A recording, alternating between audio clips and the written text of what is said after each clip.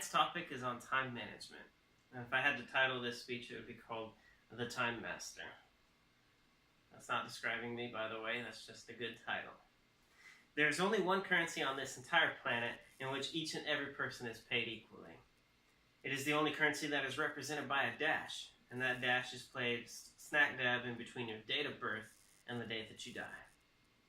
Well, how do you spend your time? Do you use your time, or do you waste that time? Time is yours. Learn how to take it back and stretch every minute. Since 2004, I've been in a position where I either need to manage my time or somebody else's time. And I've been in every type of job position, from the intern to the shift manager to the pastor to my current position as a claims manager. Time management has been an ever-evolving art that I've had to attempt to learn how to master.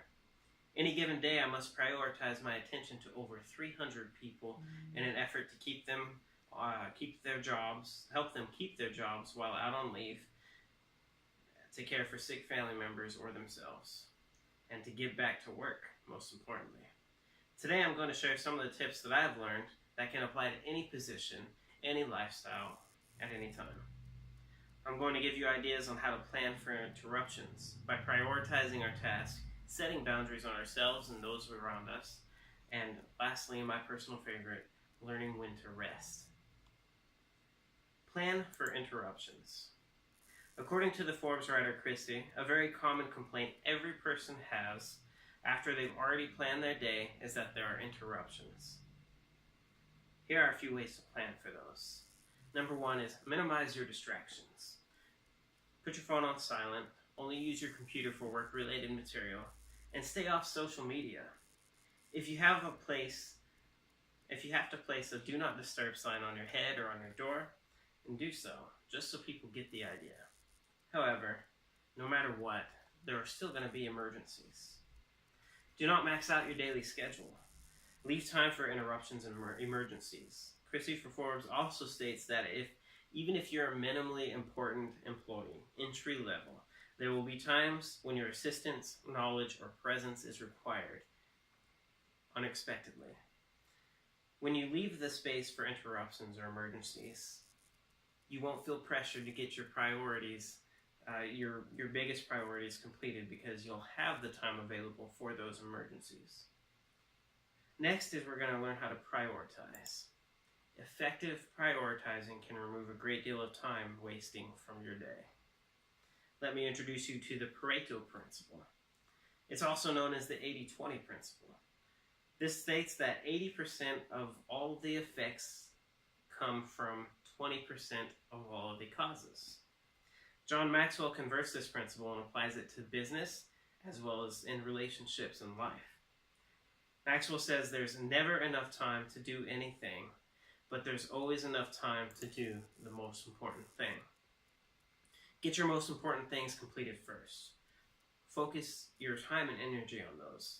When the 80-20 is applied to our priorities, that means that even if we just accomplished 20% of the things for that day, it made an 80% impact for that day. We've learned the basics of how to get tasks completed at work, but what about your day-to-day co-workers and other relationships with personal people? We're going to learn how to set boundaries. Choose your battles while setting your boundaries. In the book, Winning with People, John Maxwell states that each of us is like a person carrying two buckets. One bucket is filled with water, the other bucket is filled with gasoline. Obviously, you can see where that's going. In order to maximize time and time management with people, we must learn to respond to negativity with positivity. We can either escalate any situation we're in, or we can de-escalate the situation we're in. We can de-escalate by taking the person's complaints and their issues and swiftly letting them know how to handle them. We teach them how to handle those things. They handle those in the future. They don't have to keep coming to us with reoccurring problems. Therefore, you set up a boundary. They know where to stand. They know that they don't need to come to you. You don't need to help them. Lastly, on this one, also another way to set boundaries is learn how to say no. Setting boundaries with people keeps the relationship healthy even when you have to say no to plans, going out, other events, or taking on extra work. Many people need time alone to take care of things at home. Sometimes saying no is exactly what is needed. With clear boundaries, saying no is not a hindrance to any relationship, but rather it improves upon it. Which brings me to my final point: learning how to rest. Your brain and your body need rest. Time management requires brain power. So it's simple. Get the sleep you need every single day. Even if you have to add that sleep into your daily planners, time for sleep, 8 hours, 6 hours, whatever it may be. Add it in there, make sure you get it. According to the Johns Hopkins Sleep Science, a healthy amount of sleep is vital for the brain's ability to adapt to input. It is an important process.